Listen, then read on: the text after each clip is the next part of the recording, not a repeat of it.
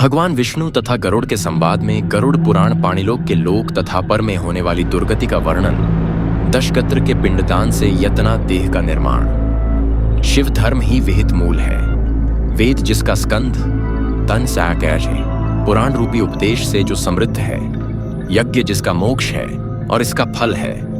ऐसे भगवान मधुसूदन रूपी पादप का जैसे भगवान मधुसूदन रूपी पादप अरुल मत पाहा, जैसे भगवान विष्णु रूपी पादप, जैसे भगवान विष्णु रूपी पादप चरणारविंद में आश्रय क्षेत्र की रक्षा करते हैं, भगवान मधुसूदन को यहाँ पादप वृक्ष की उपमा दी गई है। कल्प वृक्ष की जय हो। देव क्षेत्र नैमिषारण्य में स्वर्ग लोक की प्राप्ति की कामना से शौनकादि ऋषियों ने एक बार सहस्त्र वर्ष में पूर्ण होने वाला यज्ञ किया था। एक समय प्रातकाल के आवासादि कृत्यों का संपादन कर उन सभी मुनियों ने साकरे गए आसनसीन सुत जी महाराज से आदर टेक यह पूछा, रशय ऊंचू। रयों ने कहा, हे सूत जी महाराज, आपने सुख देने वाले देवमार्ग का सम्यक निरूपण किया है। इस समय हम लोग वैज्ञानिक यम मार्ग के विषय में सिद्धांत चाहते हैं। आप इस लोक और परलोक के क्लेशों का यथावत वर्णन कर सकते हैं, अतः उसका वर्णन करें। सुत उवाच, सुतजी बोले, हे मुनियों, आप लोग देखें, मैं अत्यंत दुर्गम यम मार्ग के विषय में कहता हूं, जो पुण्यात्मा लोगों के लिए सुखद और पापियों के लिए दुखद है। गरुड़ जी के श्लोक पर भगवान विष्णु ने जैसा कहा था, मैं उसी तरह आप लोगों के संदेह के निवारण के लिए कहता हूं। किसी समय वैकुंठ में सुख वंचित परम गुरु श्री हरि से विनता पुत्र गरुड़ जी ने विनय से पूछा, गरुड़ उबा आपका पाया है। उवाच, गरुड़ जी ने कहा, हे देव, आपके भक्ति मार्ग का अनेक प्रकार से मेरे समसामयिक वर्णन है और भक्तों को प्राप्त होने वाली उत्तम गति के विषय में भी बताया गया है। अब हम कठोर यम मार्ग के विषय में सिद्धांत चाहते हैं। हमने सुना है कि आपकी भक्ति से विमुख जंगल नरक में जाते हैं। भगवान का नाम मंत्रमुग्ध किया जा सकता है, जिह्वा जीव के अपने वश में है तो भी लोग नरक में जाते हैं। इससे धर्म ज्ञान को बार बार याद आता है। इसलिए हे भगवान, पापियों को जो गति प्राप्त होती है और यम मार्ग में जैसे वे अनेक प्रकार के दुहक प्राप्त करते हैं, उसे आप कहते हैं।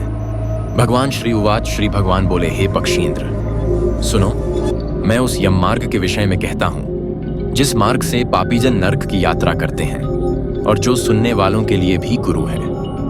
हे तार्क्ष्य, जो सदा पाप परायण है, दया और धर्म से अनुपयोगी हैं, जो दुष्ट लोगों की संगति में रहते हैं, सत्शास्त्र और सत्संगति से विमुख हैं, जो अपने को प्रतिष्ठित मानते हैं, व्यवहार करते हैं तथा धन और मन के मद से चूर हैं, आसुरी शक्ति को प्राप्त होते हैं और दैवी साधन से अनुपयोगी हैं, जो मोह के जाल में फंसते हैं और वस्तुओं के भोग में ही लगे हैं, जो मोक्ष में रहते हैं बाकी हैं, जो लोग ज्ञानशील होते हैं,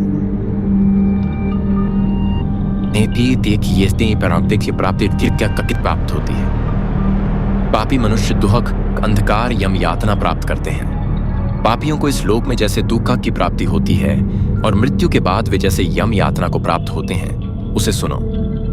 यथोपार्जित पुण्य और पाप के फलों से पूर्व में भोग कर कर्म के संबंध से उसे कोई शारीरिक रोग हो जाता है। मानसिक रोग और व्याधि, शारीरिक रोग से युक्त तथा जीवन धारण करने की आशा से उत्कंठित उस व्यक्ति की जानकारी के बिना ही सर्प की भांति बलवान काल उसकी गहराई आ पहुंचता है। उस मृत्यु की संप्राप्ति की स्थिति में भी उसका वैराग्य नहीं होता। वह इसी तरह भरण पोषण करती थी। नवी के द्वारा उसका भरण पोषण होता है।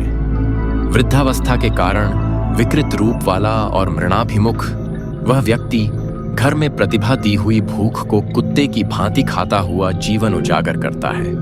वह मरीज हो जाता है, उसे मंदाग्नि हो जाती है और उसका आहार और उसकी सभी चेष्टाएं कम हो जाती हैं। प्राण वायु के बाह्य उपकरणों का समय उल्टा चला जाता है। नादियां कफ से रुक जाती हैं। उसे खांसी और श्वास लेने का प्रयास किया जाता है और कंठ से घुड़घुड़ से शब्द आ जाते हैं। चिंतामग्न स्वोजेन से ग्रास हुआ और सोया हुआ वह व्यक्ति कल्पश के वशीभूत होने के कारण शरीर पर भी नहीं बोलता। इस प्रकार कुटुंब के भरण पोषण में ही अंतरंग निवास वाला अजितेंद्रिय व्यक्ति अंत में ऊंचाई बिलखते बंधु बंधवों के बीच उत्कट वेदना से शून्य अभयारण्य मर जाता है। हे गरुड़, उस अंतिम क्षण में प्राणी को व्यापक दिव्य दृष्टि प्राप्त होती है, जिससे वह लोक परलोक को एक साथ देखने लगता है। अत चकित कहानी वह कुछ भी नहीं कहना चाहती। यमदूतों के अंतर्वासना पर भी साक्षात इंद्रियां विकल हो जाती हैं, निजी भूत हो जाते हैं और प्राण चलायमान हो जाते हैं। आतुर काल में प्राणवायु के अपने स्थान से चलने एक क्षण में भी एक कल्प के समान घटना होती है और 100 बिच्छुओं के डंक मारने जैसी पीड़ा होती है। सामूहिक पीड़ा का उस समय उसे अनुभव होना प्रतीत होता है। वह मारनासन व्यक्ति फेन उगलने लगता है और उसका मुंह लार से भर जाता है। पापीजनों के प्राणवायु अधोद्वार की गुड़ामार्ग बाक्यायना मां मार्ग से लुप्त होते हैं।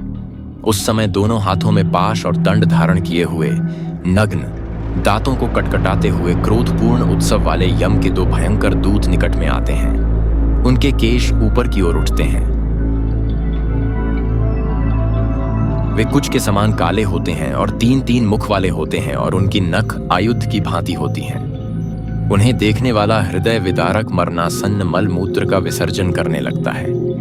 अपने 5वें भौतिक शरीर से हाय हाय करते हुए नक्षत्रों और यमदूतों के द्वारा पकड़ा गया वह अंगुष्ठ मात्र साक्ष्य का पुरुष अपने घर को देखा गया। यमदूतों के द्वारा यातना देह से लेकर मोटे कर, गले में बल घनत्व पाशों से वाम कर दीर्घ यम मार्ग यातना के लिए उसी प्रकार ले जाया जाता है जिस प्रकार से राजपुरुष दंडनीय दर्शन को ले जाते हैं। इस प्रकार ले जाते हैं उसे यम के दूत जीवना करके डराते हैं और नरकों के तीव्र भय का पुण्य वर्णन करते हैं, सुनाते हैं। यमदूत कहते हैं, रे दुष्ट शीघ्र चल तुम यमलोक। आज राक्षस हम सब कुंभीपाक आदि नरकों में शीघ्र ही ले जाएंगे। इस प्रकार यमदूतों की वाणी और बंधु बंधुओं का रुदन सुना जाता है। वह जीव जोर से हाहाकार करके विलाप करता है और यमदूतों के द्वारा विलाप किया जाता है। यमदूतों की आत्माओं से उसका हृदय विदीर्ण हो जाता है। वह कांपने लगता है। मार्ग में कुत्ते का वध होता है और अपने पापों का स्मरण करता है। वह पीड़ित जीव यम मार्ग में रहता है। भूख और प्यास से पीड़ित सूर्य, दावाग्नि एवं वायु के अवशेषों से उत्पन्न हुए ज्वालामुखी और यमदूतों के द्वारा पीठ पर कोड़े से पीटे गए उस जीव को तापी हुई बालुका से पूर्ण तथा विश्राम के साधन एवं अनुपयोगी जल मार्ग पर शेष भी बड़ी मात्रा में पाया जाता है। थककर स्थान स्थान गिरता और मूर्छित हुआ वह पुण्य भयानक पापियों की भांति अंधकारपूर्ण यमलोक में ले जाया जाता है। 2 या 3 पुरोहितों में वह मनुष्य वहां पहुंचाया जाता है और यमदूत उसे घोर नरक यातनों को दिखाते हैं। पुजारी में यम को और नारकीय यातनों के भय को देखकर वह व्यक्ति यम की आज्ञा से आकाश मार्ग से यमदूतों के साथ पुण्य इस लोक के मनुष्य लोक में आता है। मनुष्य लोक में ज्ञान आबादी वासनाओं से बद्ध वह जीव देह में प्रविष्ट होने की इच्छा रखता है। वैज्ञानिक यमदूतों द्वारा नाचा जाने से भूख और प्यास से अति पीड़ित होकर रोता है। अरे तार्क्ष, वह पुत्र की प्राणी पुत्रों से दिए गए पिंड तथा आतुर काल में दिए गए दान को प्राप्त करता है तो भी वह नास्तिक को तृप्ति नहीं देता। पुत्रादि के द्वारा पापियों के उद्देश्य से श्राद्ध, दान और जलांजलि उनके पास जमाती नहीं थी। अत पिंडदान का भोग करने पर भी वे क्षुधा से यम मार्ग में जाते हैं। अन्यत्र पिंडदान नहीं होता। वे प्रेत रूप में एक कल्प पर्यंत निर्जन वन में दुखी यात्रा करते रहते हैं। सैकड़ों करोड़ कल्प बीतने पर भी बिना भोगे कर्म फल का नाश नहीं होता और जब तक वह पापी जीव यातनाओं का भोग नहीं कर पाता तब तक उसे मनुष्य शरीर भी प्राप्त नहीं होता। हे पक्षी, इसलिए पुत्र को 10 दिन तक प्रतिदिन पिंडदान करना चाहिए। हे परमश्रेष्ठ, वे पिंड प्रतिदिन 4 प्रोटोटाइप में विभक्त होते हैं। उनके 2 भाग तो प्रेत के देह के पंचभूतों की पुष्टि के लिए होते हैं, तीसरे भाग से यमदूतों को प्राप्त होता है और चौथे भाग से उस जीव को आहार प्राप्त होता है। 9 रात दिनों में पिंड को प्राप्त करके प्रेत का शरीर बन जाता है और 10वें दिन में बल की प्राप्ति होती है। हे खग, मृत व्यक्ति के देह के जल में पिंड के द्वारा पुण्य 1 हाथ का शरीर प्राप्त होता है जिससे वह यमलोक के मार्ग में जाकर शुभ और अशुभ कर्मों का फल भोगता है। पहले दिन जो पिंड दिया जाता है उसका सिर बनता है, दूसरे दिन के पिंड से नरक बनता है गर्दन और स्कंध कंधे, और तीसरे पिंड से हृदय बनता है। चौथे पिंड से पृष्ठभाग जीवित, पांचवें पिंड से नाभि, छठे और चौथे पिंड से पूर्णिमा, कटी, कमर और गुह्यांग उत्पन्न होते हैं। आटे के पिंड से उरु, जांघें, और नवें पिंड से जानु, पह, घुटने और पेरे के आधार हैं। इस प्रकार 9 पिंडों से देह को प्राप्त करके 10वें पिंड से उसकी क्षुधा और तृषा, भूख प्यास, ये दोनों जागृत होती हैं। इस पिंडित शरीर को प्राप्त करके भूख और प्यास से पीड़ित जीव 12वें और 12वें 2 दिन का भोजन मिलता है। 18वें दिन यमदूतों के द्वारा बंदर की तरह बंधा हुआ वह अकेला रहता है जो यम मार्ग में जाता है। एक मार्ग में मिलने वाली वैतरणी को ठीक करने के लिए यमलोक के मार्ग की दूरी का प्रमाण पत्र 86,000 योजना है। वह प्रतिदिन रात दिन 247 योजनाएं प्रस्तुत करता है। मार्ग में आए हुए इन सैलपुरों नगर को पार करके एक व्यक्ति धर्मराज के भवन में जाता है।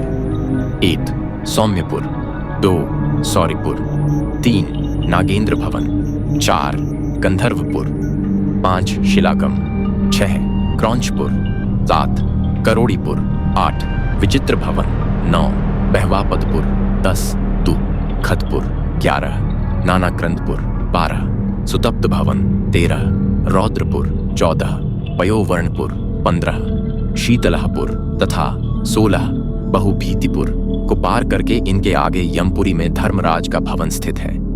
यमराज के दूतों के पाशों से बंधा हुआ पापी जीव मार्ग भर हाहाकार करता है, अपने घर को छोड़कर यमपुरी जाता है। इस प्रकार गरुड़ पुराण के कथा सारोधर में पापियों के इस लोक तथा परलोक के दुख का निरूपण शीर्षक से प्रथम अध्याय पूर्ण हुआ।